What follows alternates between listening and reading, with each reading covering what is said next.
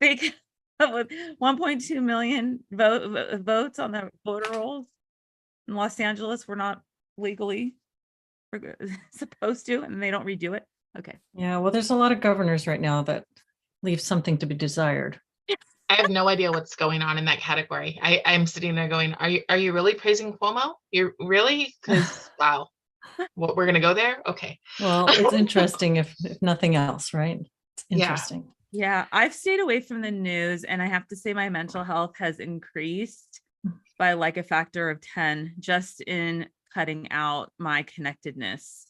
Just avoiding even the like drama. Because I read a lot. I don't read legacy media at all. I read alternative sources, independent sources, but even that I can't handle. So taking a break every now and again does wonders for my mental health. Otherwise, I feel like I can't sit still. I'm not doing enough. The whole world is collapsing. Why can't anybody hear me? That we're in crisis. And that's okay to like know that, but like it needs to be on the shelf sometimes, like not right in front I think of me. that's a really good point. I think that it can be so overwhelming to be hit with all the stuff that they try to hit you with. And it's hard to watch that and stay grounded. Oh yeah, I was off the rails. I think the first time I kind of realized that like, wow, I'm being lied to by kind of everyone. That was a lot of incoming, and I couldn't. Well, it's hard to see what's propaganda, right? There's that too, like sifting through that, because you have some crazy extremists on both sides, and people call, anyhow, deifying, is that the word? Deifying, turning into gods, like some humans that are human beings and they're not gods really. So why you have that all the way the opposite end of like, let's not even be humans at all anymore. We're all AI and let's be, the what is it called? Transhumanist and part robot. So like, it's insane actually. So I can't, I can only just enough to know what's going on. Yeah. But not enough to like that I'm so seeped in, and I take days off. That sounds like a good balance. Honestly, that sounds like a good balance. Well, thank you for joining me today, both of you, Christine and Carob. Nice to see you both. And nice to see y'all, people in the chat. Hello. Chicana Feminista says, let's see, what she say here in the chat? Recently discovered your channel and align with these great perspectives. Thank you so much. I'm glad to have you here. Thank you for joining us. This is just sort of, we just thought we'd come on and have a chat. We had some things to talk about, and we haven't done one of these late in the day, early in the evening live streams before. So somebody requested that recently, do one at night. And, we thought we'd come and have a chat. So Carob, you had brought up something about schooling, because I know that's a real big passion of yours is what's going on right now in the schools. And what was it what came up recently for you? Yeah, well, I think that what Christine was talking about in the beginning, just about the feeling demoralized and the way that is translating to our kids. So I was talking with my son the other day, and honestly, he scared me with what he said, because he just said, Mom, I think that societies are better off when they don't blend. And I thought, oh my gosh. Oh my gosh. Racially?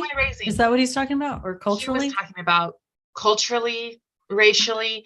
And I, like, for 2 days was super stressed out, because I'm like, of all the kids to not take on that mindset, I would think it would be my child, because he's constantly, he's a mini me. He just is, and I was so shocked. And after like 2 days and just like a little bit of conversation here and there, he's explained to me what he meant.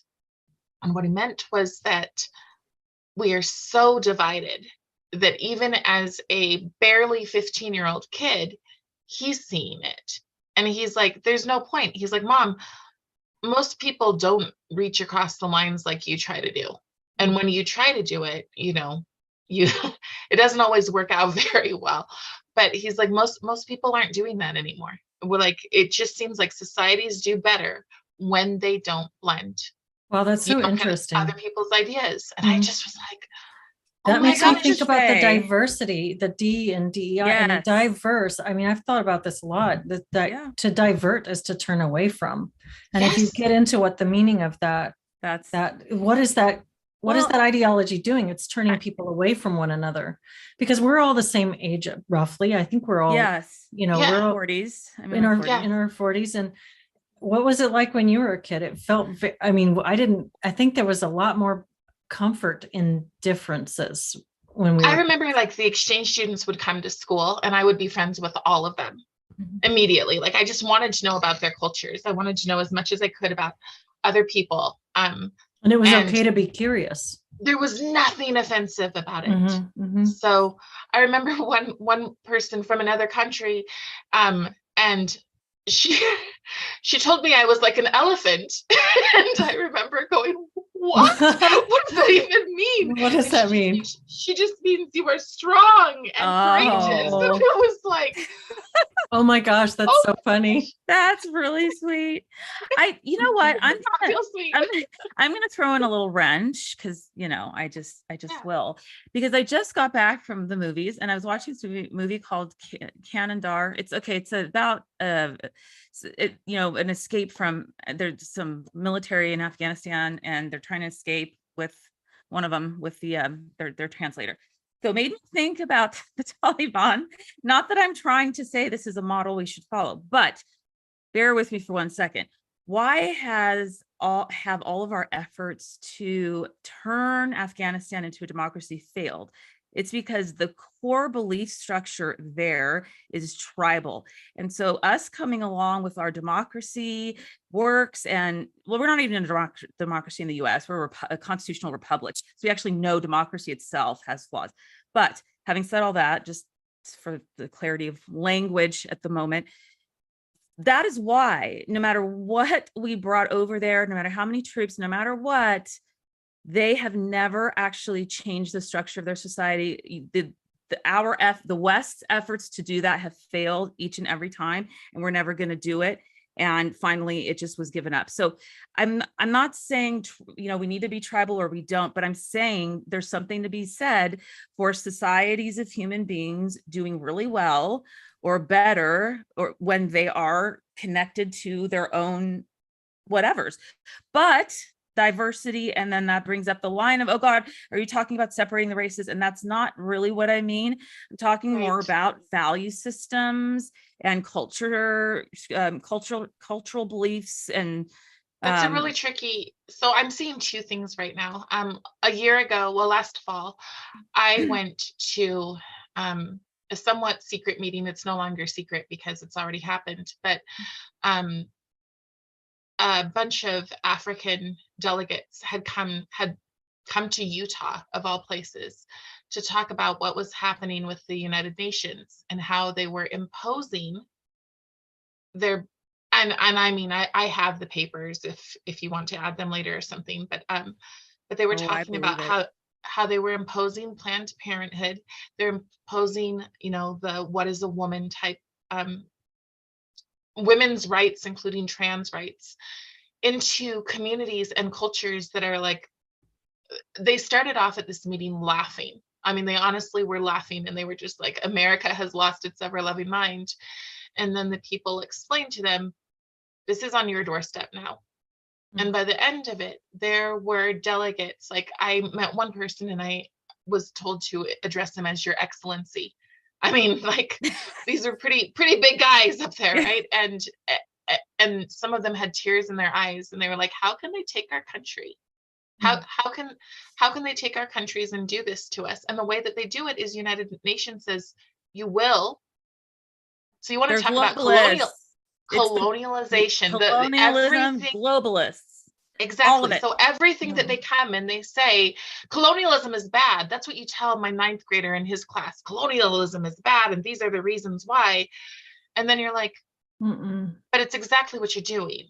It's exactly what you're doing. And then in America, we've got an issue with Black supremacy. It is here.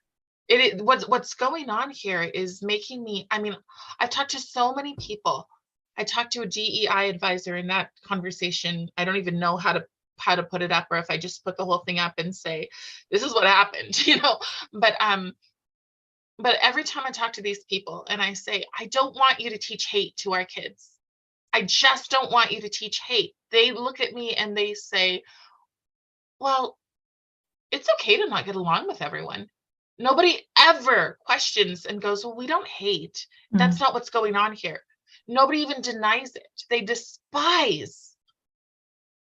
And they're teaching our kids. And what our kids are doing, instead of embracing it, is they're mocking it. So you're seeing the kids reject it. Yeah, but in a really ugly way. I mean, what do you do when the kids come home and they're making monkey jokes? And the Black kid is the one who's led the conversation, call me monkey. What do you do? What we're doing to our kids is disgusting. So you're seeing the DEI teaching create something of a backlash or of like an unintended effect, or maybe it's intended, who knows, but it's not a direct. It's intended agendas by the people that are running the show, which is the top whatever elitists up here to do this. Yes. The boots on the ground, no, I think they don't know any better, a majority of them, but the ones up here, yes, are that there's some intentionality. It's a boots on the ground, no, but that's where all the damage is happening. So when you're saying that, you're saying like you're describing a hierarchy in which there's someone who's got an agenda and other people who are implementing the agenda. Yes. And I know with the comprehensive sex ed stuff, which I had a parent on with me last week to talk about, I don't know if y'all had a chance to see that. This was just, this was a private school curriculum that this parent was concerned about. And we went over a bunch of it, and it was really alarming to me because it seems so developmentally inappropriate, this sort of thing that's being pushed. And not only developmentally inappropriate, but also socially inappropriate, because they're really pushing hard to get kids to uptake certain concepts, including gender fluidity and the idea of playing with gender. And it's an extreme push, but where that comes from, that was just a private school curriculum, and it's similar to what we're seeing in a lot of public schools as well. But if you go into UNESCO and the WHO, yes, this is where it's coming. That's where it's from. And where do they start? They have their World Economic Forum meetings, right? Do you think that's in Davos? Is that part of it? The World 100%. They are so inextricably linked because they're agencies or groups, you can call them, that seek to come together to create a global government. Oh, like non-governmental organizations, NGOs. Like NGOs, correct. And they are coming together for that purpose, because you can consolidate a lot of power, a lot of control, and a lot of resources that way. Well, what do you say to really the people who think that's conspiracy theory? What do you think about that when people will say, "Oh, you're so political," and you're I want them to read, so I can even send this stuff. Read the World Economic Forum white papers. So they publish notes of everything that they say and do at every meeting they have. Okay. And if you can get a hold of those, you'll basically see all these beautiful things couched in. And there are a couple of people too. There's some books that are out there that will go through that stuff for you. I kind of do you have some links or any recommendations? Yeah, I The Great Reset. Everyone's going to think I'm a nut job. The Great Reset by Alex Jones. So he is out there, okay, but he has everything in his book cited, quoted, and noted. Okay, from every piece of communication that he talks about from all of these meetings and all of these gatherings. So these Klaus Schwab and all these guys that is it really reputable? Because I know he's, I don't know. I have not followed him, but I know he's got a really bad reputation. He has a horrible reputation for sure, but the book itself is cited properly. Okay. So that you can actually go and pull out what it is that is happening at these meetings. And I know people are going to be like anti-Christine, and I probably am going to get bombed all over the place now with who knows what, but he's willing to do that and to dissect it. He's not the only person who puts up those notes.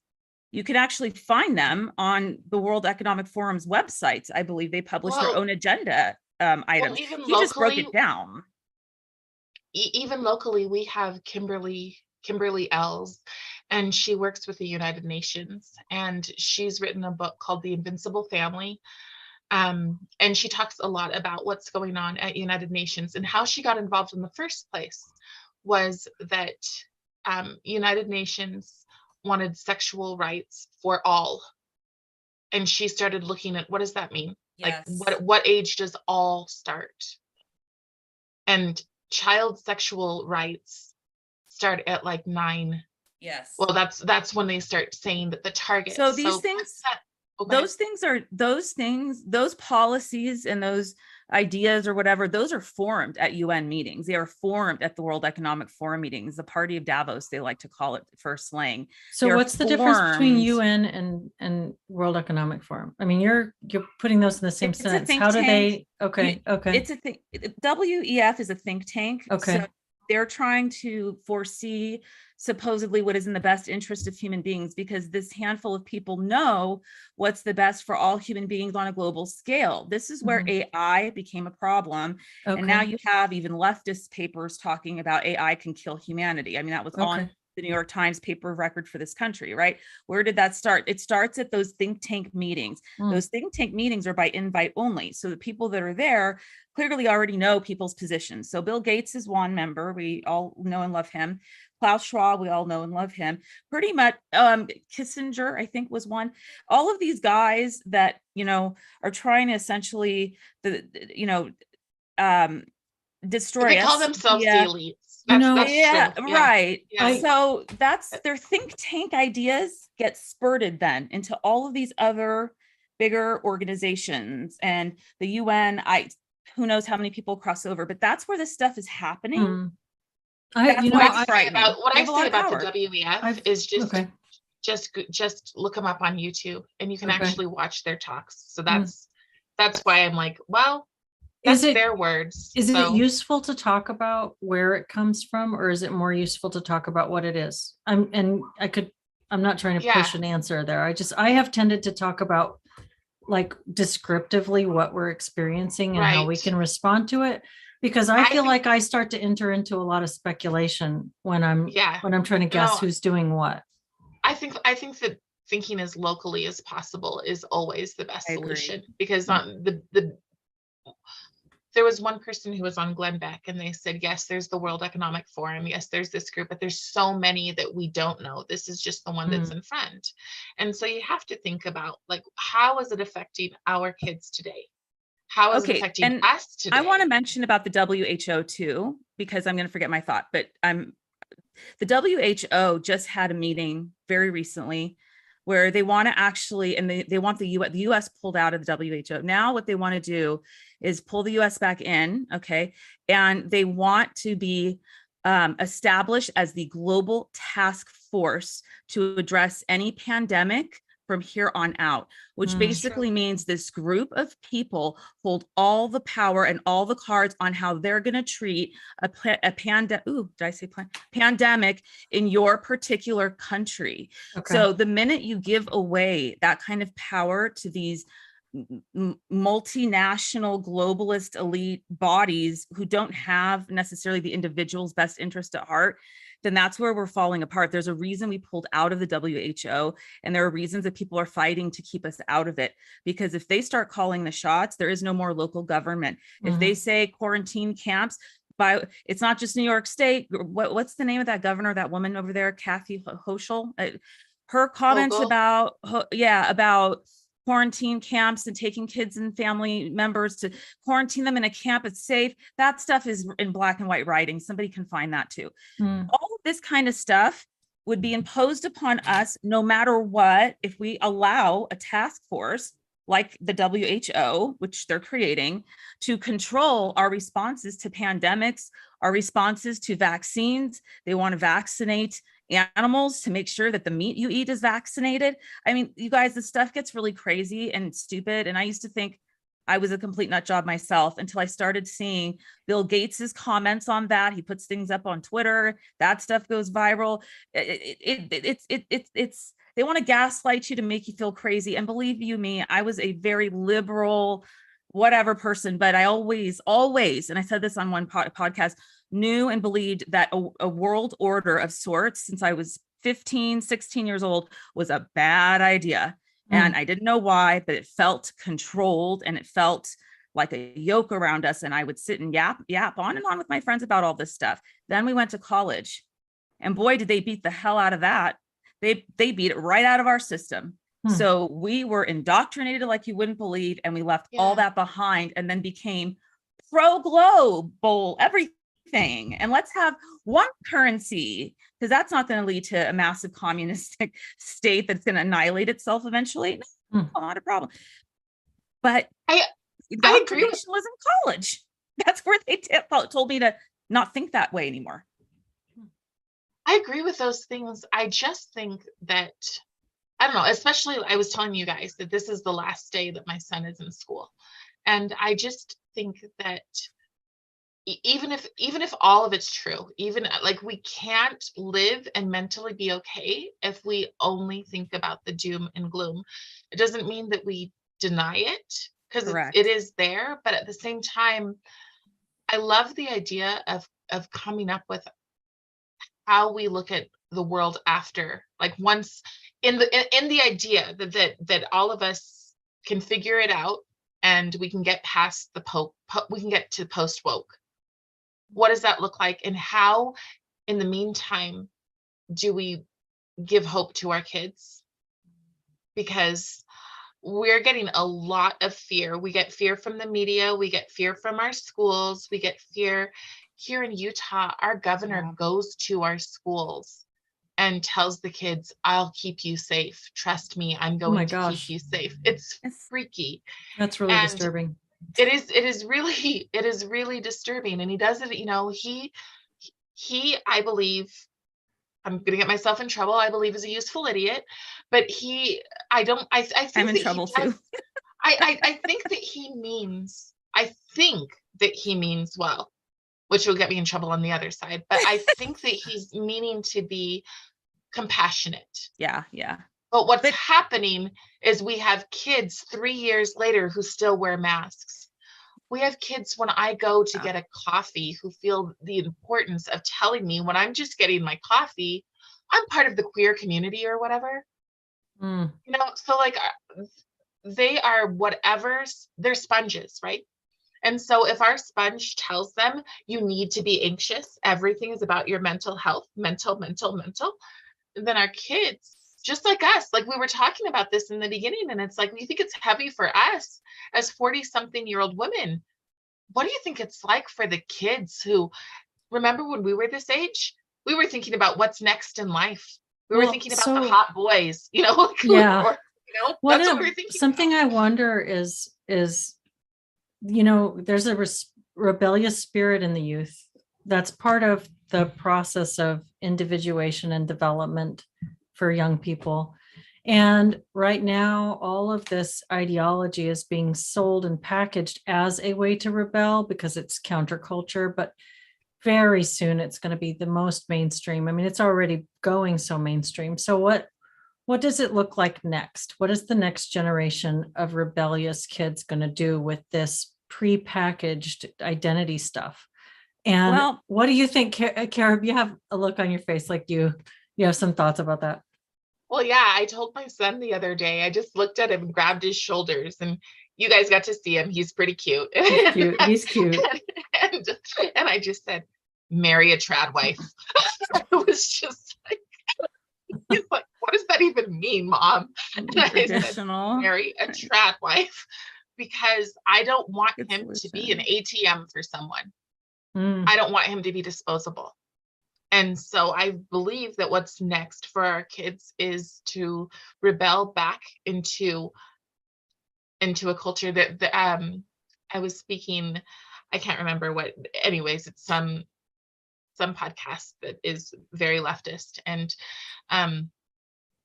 they were like, well, you don't have to worry because in a few years, we're going to be back to the 1950s anyways. I don't want the 1950s. No. But I want something that is more wholesome and more sane than what's going on now. I did a talk on why innocence matters. This is where I think we have to go back to innocence. And innocence isn't about not knowing, being gullible or in some way naive.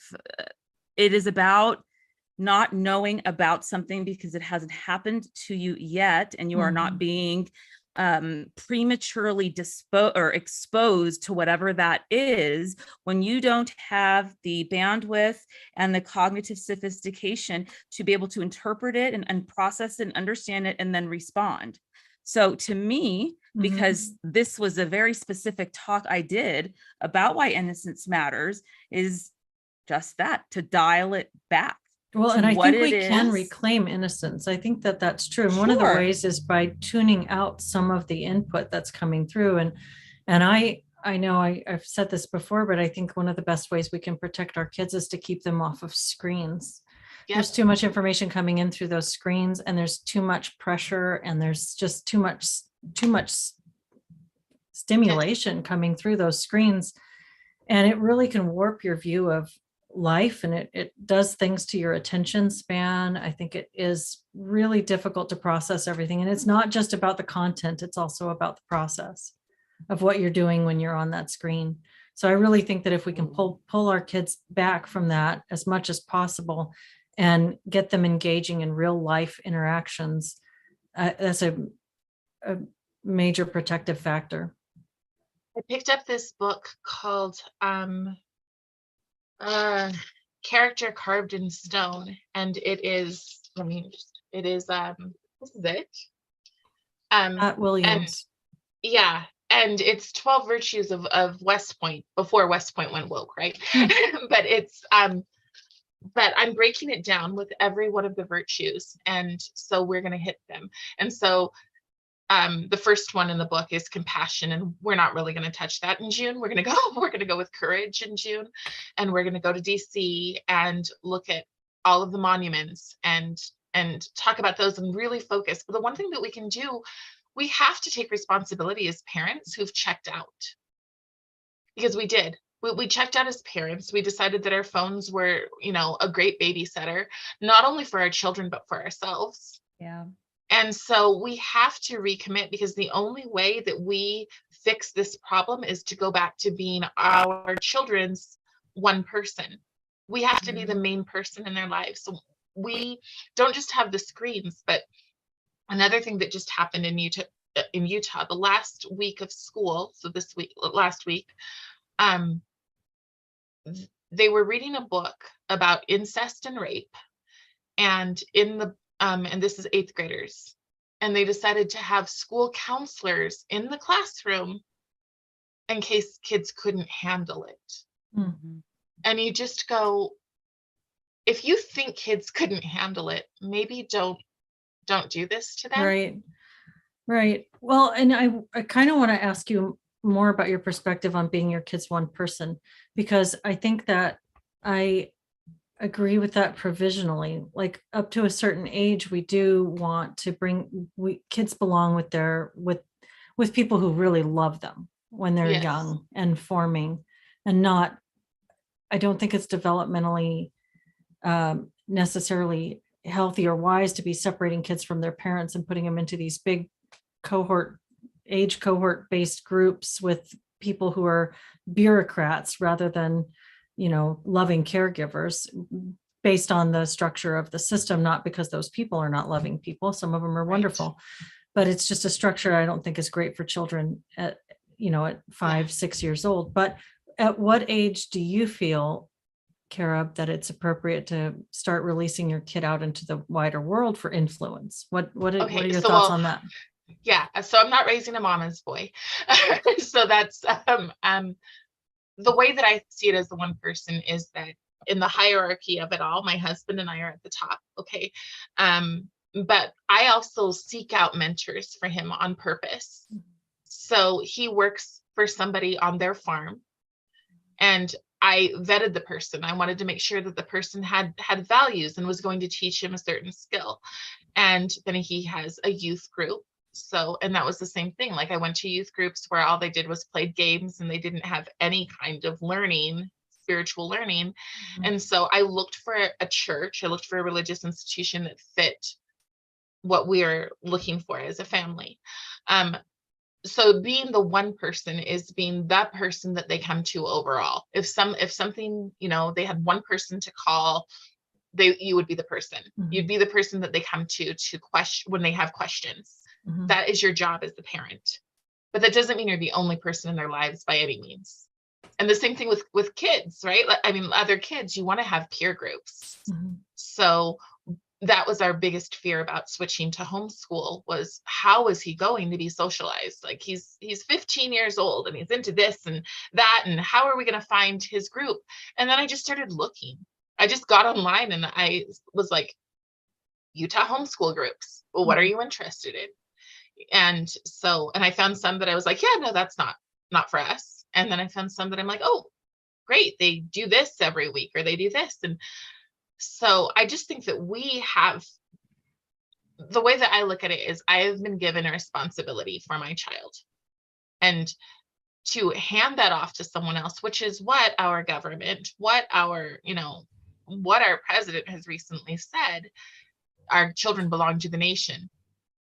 Freaking craziness, in my opinion. It's They an don't. inversion, because the nation belongs to our children, not Yes, the other way exactly. around. Yeah. Exactly. And then when those are the people who attend the World Economic Forum. Okay, I'm done with it. Okay, continue.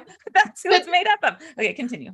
But that's the thing. And we want to give our children the skills to be able to launch and to be productive, and hopefully to be like a good spouse, and to be, all of these things we want for our children. But it is our job to teach them that. And when we think, oh no, they'll figure it out on their own, that's why we have porn in our schools. People will say, oh, well, they've already seen it on their phones, so what's the problem of having it in the classroom? Or not the classroom, but the school library. But some activist teachers do put it in their classrooms. But you're like, it is our job, and we have to take the responsibility back. We are the last. You want to talk about a post-woke world? We are the last hope for a post-woke world, because our teachers, even the really good ones, are sitting there going, all I can do is hold the line. All I can do is hope that I don't get fired because I'm not doing this stuff. But as parents, we have a right to say, that's a bunch of garbage, and here's the facts. I think empowering the parents to step into their roles, I 100% agree with you, Carrie. And I've given that advice when it's been sought in other positions I was in about what parents can do. That was the big thing, is what they could do. And it was about stepping into that. And I even had said to, one group, maybe I think it was when I did that presentation on why innocence matters, but I think I said something about, even if you don't have to totally just, you want your child to still respect the, teachers, because they're adults. That's a basic decency. But you as a parent can bring in the other side. You can bring in facts. You can bring in new material that they're not teaching them, and say, okay, here's another way to think about it, or another way to look at it, or another conversation we can have, so that you're not totally making them, go to school if they're going and dismiss and hate the teachers and be rebellious in that way.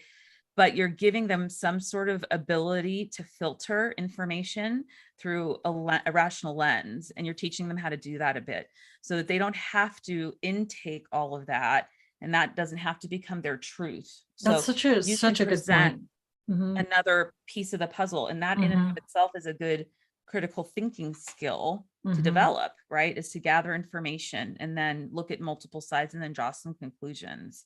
Because as much as I sound conspiracy theorist, at the end of the day, I'm actually quite rational. No, I agree. About how to reach conclusions. And when you lose the diversity of thought, right, that's problematic.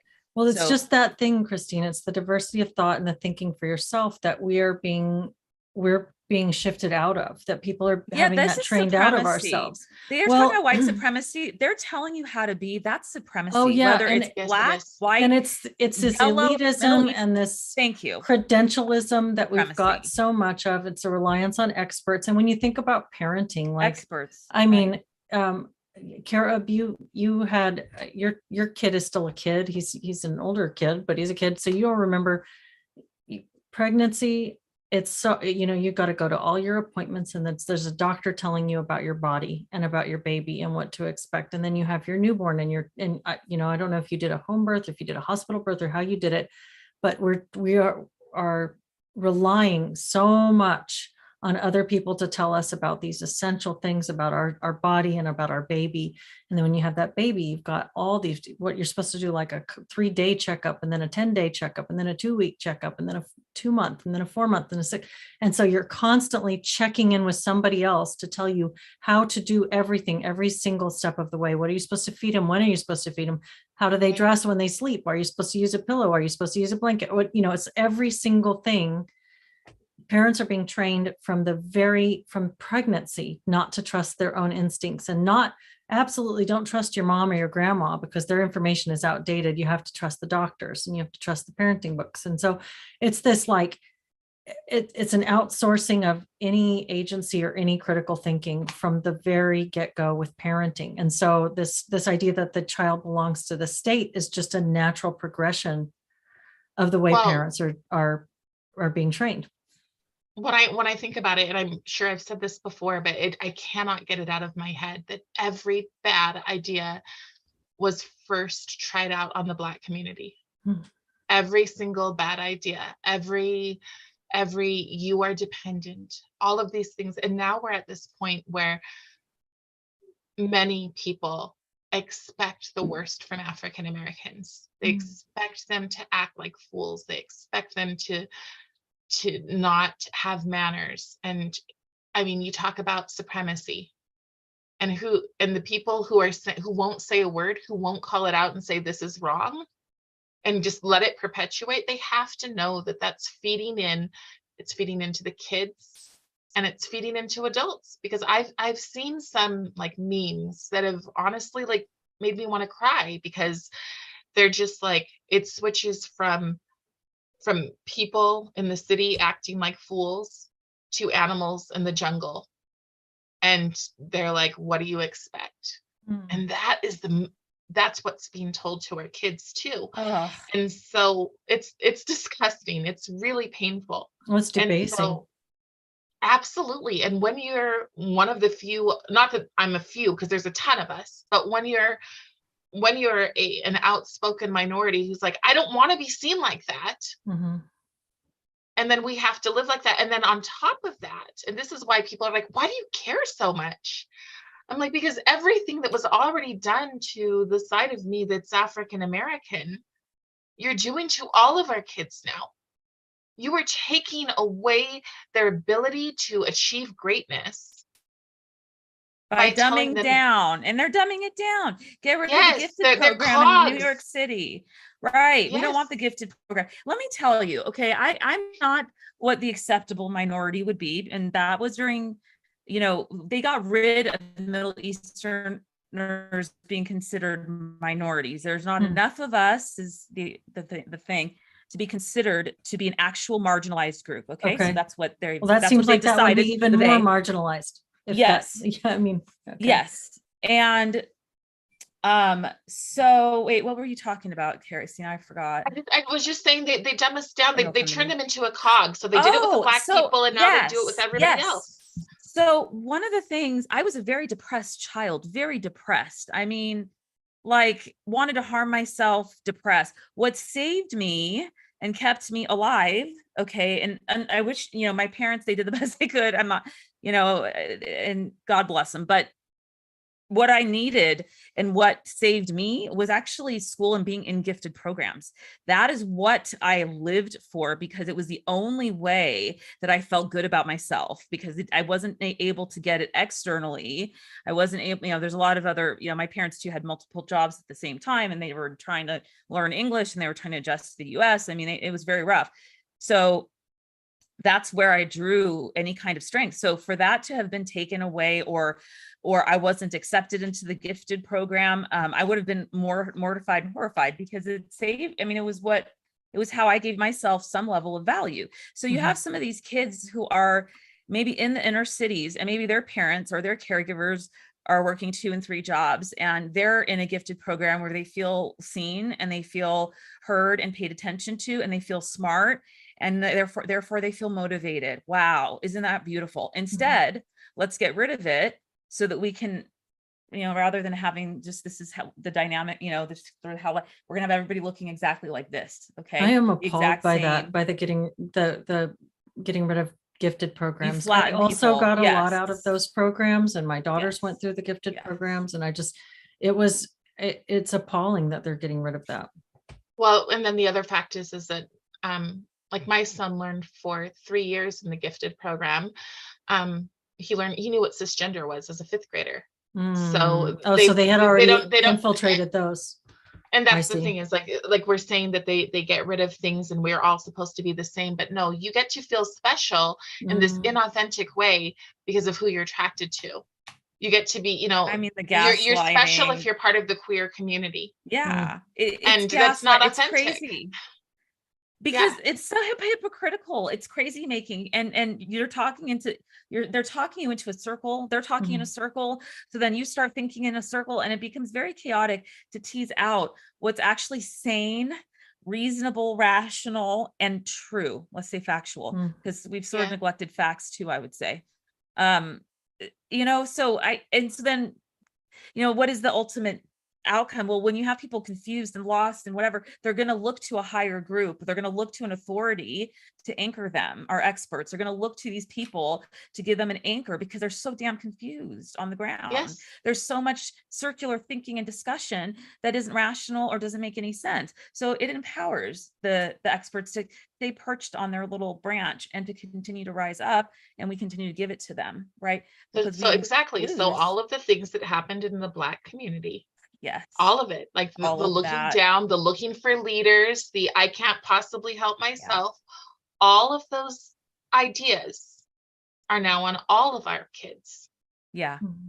And that is like, I've been wanting to help the Black community get out. I've been wanting to help them get out. And now when I'm trying to help them and the viciousness and now, yes, the supremacy, what do you call it when you go and sit in a meeting and somebody moves your stuff and throws it on the floor because they feel like they're more important than you to sit down? I mean, there's no other word that happen? Yes, those kind of things happen often. Yeah. So where it's just, you don't get to exist. I've said that before. They erase you. But then you take these kids in the queer community who don't even know what queer is.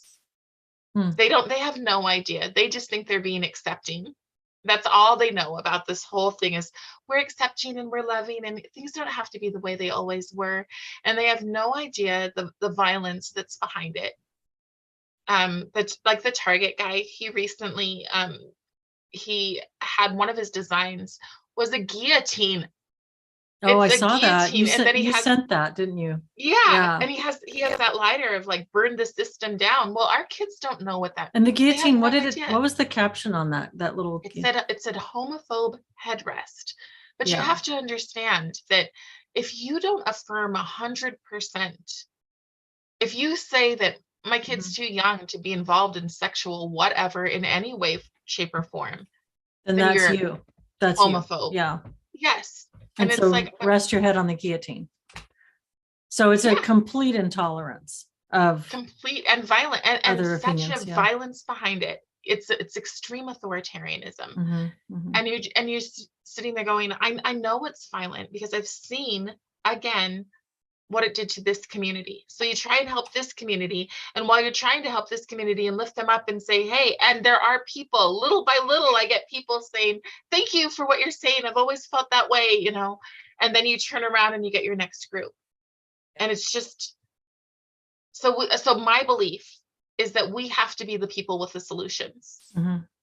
So, if it's Pride Month and there's all of these Pride activities, then we have to be the people who are saying we're having a barbecue in our yard.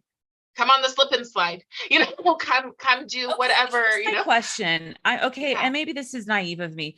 I don't understand. I don't understand. Okay, let me get my thoughts here. I don't understand the idea of celebrate. Did you hear the about the little tweet, I think that Morgan Freeman said, I think it was 30, 40 years ago. I mean, it was a long time ago, 2 decades ago. He said, why do we have a Black History Month? It's just very sort of dismissive to the entire culture. Black people should be celebrated all the time, every month, every year, just as everybody else. That's the type. So when I hear that makes me think, right? Why are we doing all of these Pride Month? Like what is the point of that? And when you talk about pride, it's usually over something that you've achieved, right? This idea of I have all of this pride because I have this immutable characteristic, or I have this situation. I want to see what you've achieved to be so proud, to be so prideful and proud. Well, it's inauthentic. Yes. Right. And then you have this month where we're supposed to kind of do that for different groups. I'm not just talking about, LGBT, QI, everywhere. And it doesn't make it, it's almost just it's patronizing. It's patronizing to the whole entire group. It's inauthentic. And the thing is that as soon as they step out of line, as soon as there's one part of it that they're like, I don't agree with that part, then all of their value, all of their worth is out the window. Yes. All of these people who held them up and said, you're wonderful, you're amazing, you matter, you don't matter anymore. Yeah. Mm-hmm. And that's why we have to have the post, because there's so many people who are in that category. Mm-hmm. I have a young friend who's a member of the GSA, and she's like, why do they want us to protest? They're literally sending kids things and saying, you need to protest, and this is why, and this is what you need to protest for. Mm-hmm. And they're like, but why? I don't want boys to play in my teams. Why do I have to do this? And the second that you say no, well, then you're on the outs with the group that you were so special for. Mm-hmm. Mm-hmm. It's sad. It is. And I don't know. I mean, I think, and, to go back to what you were saying earlier, Leslie, about, no, I'm sorry. Was it Carrie? Maybe both of you were talking about this as well, but just getting to a point of like, when does sort of sitting in the muck become too much? And then we have to start looking for the moments of hope, or a step forward. I don't even want to say a way out, because that insinuates it's a prison. I don't think any of this is a prison. It's all self-inflicted by large groups. So a way out, rather than that, I will say a step forward. Mm-hmm. So I do believe that there are steps forward. I do think one of those is the relationship between parents and children. And mm-hmm. it's like going back to this structure of like a core family unit, even if it's, two same-sex parents. I'm not saying it has to be the truth, but to have two parental figures back into a nuclear structure, home mm-hmm. structure that's anchored, because that is just where kids learn how to have healthy relationships. That's their very first introduction into this world, right? Is with their caretakers, their parents, whomever. And what are they learning? They're learning how to love and get needs met. Wow. Mm-hmm. But also work. And don't forget work, because work is huge in getting past woke. Having responsibility gets you past responsibility, learning how to, and we would say the psychology profession, self-soothe and do it in an appropriate fashion, which isn't to like go and run and tantrum, on the ground at Toys R Us, but to, use your words and talk about your feelings. I mean, it sounds so cliche, but at the end of the day, it's sort of what we know leads to healthier, more mm-hmm. developed, more caring, more responsible adults over time, consequences of actions. It's like this whole like hands-off parenting concept where, I'm just going to do positive parenting. So there are no consequences for actions. So the great disservice is what are you turning out into the community when these kids become adults about consequences and living a consequence-free life? I used to see this working in addiction all the time, because I worked at one of those several places, a few places, but all these very expensive high end where there's so much entitlement. They've been handed everything their whole lives. They have these, and so then they can't even follow an instruction like, okay, you can't use your cell phone during group time. Like it was that simple and it was hard to do. Well, where did that come? Well, positive parenting. We wanted to just love on them no matter what. And everybody gets first place. That's the importance of not being black and white with this. I mean, because you're talking about the positive Correct. parenting is this completely like laissez-faire, no boundaries kind of concept where the child is their own guide. Correct. Versus this, on the other end, you've got this authoritarianism, which is what Correct. we're seeing in the Abusive, institutions, which yes. is like, you cannot think for yourself. And so there's Yeah. this middle ground where Yeah. you have authoritative parenting or education.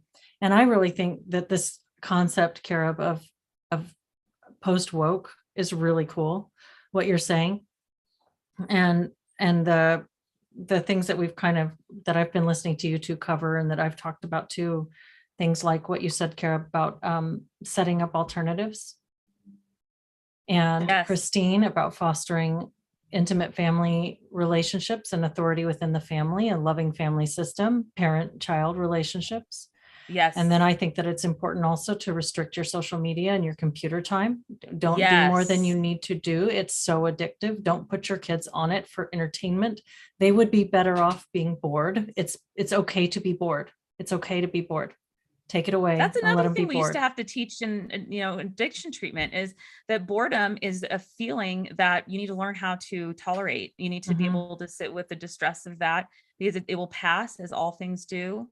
And that people can't sit with, and that's something that I've learned having my internet be out now for like a day or a day and a half or whatever, is it's been very quiet. Yeah. And there's been a lot of empty space.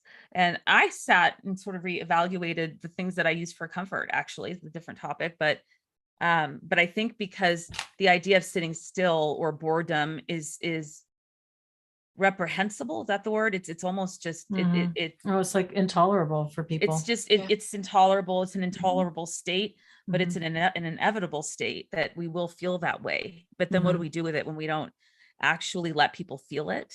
Yeah. Well, I think it's important to practice boredom in this time when we can so easily entertain ourselves. Just pick up your phone and I mean, how often do you see somebody just sitting outside anymore? Sitting at the bus stop. I mean, they're not doing that anymore. Now they're looking at their phone, and I'm guilty of it just like everybody else. Me It's too. not like I'm immune to that somehow, but I think it is important to practice stillness and remind yourself that you can do that, and you don't have to automatically pacify yourself that way. And I think it's especially important for children, because that's something that I see a lot is kids in restaurants on a tablet, or people who, when they go for a drive, they give their kids a tablet to play with, or a phone or something like that in the back seat. And this really takes something away from that kid. It takes the ability to develop coping skills and ways to entertain themselves and ways to engage their creativity and their imagination. And when you're always snuffing that out with digital entertainment, that's a part of you that doesn't get to develop. We used to make toys when I was a kid. We didn't have money for toys. Oh yeah. We used to make our own toys, and that imagination, creativity. And the reason I say this is because not all parents can afford to, buy or not buy or whatever, but we made up games. We made paper dolls and little, cars that they would ride in. We were just creative. That's how we coped. I think the other thing is that it will take away the bond and the respect between a child and a parent. It's very easy for a school to say, well, we're the authority, we're all of these things, if they're the ones who are paying the most attention to you. Yeah. So I think for that reason, you have to pay attention to your kids. You have to, like, one of the things that I've told myself is, well, I'm docking my cell phone in my office, so that when my child is talking to me, I'm not going, oh yeah, sure, whatever. I want to be there and be present and to have those kind of moments, because, well, they're few and far between these days, right? So that's true. That's true. I mean, it's what you're modeling, like you say. Yeah. And I'm looking at the chat now. BC Cogito. Am I saying your name right? I hope I am. Books are not boring. Yeah, that's right. And yet the more we use the screens, the more we destroy our attention span and make it harder to focus on the books. And it takes practice to get back to reading. And I think that that's the thing that we can do our kids a favor if we don't allow them to develop that dependence on screens for entertainment, they can find books just as interesting as perhaps we used to, and are trying to again. CNY Photo Video says, my family has become drastically atomized because of COVID fear manipulation. Don't know if things will heal. I think that's incredibly common, and it's so tragic, and it makes me so angry that this has happened to families like this, to see people just torn apart by the manipulation. And it's so sad.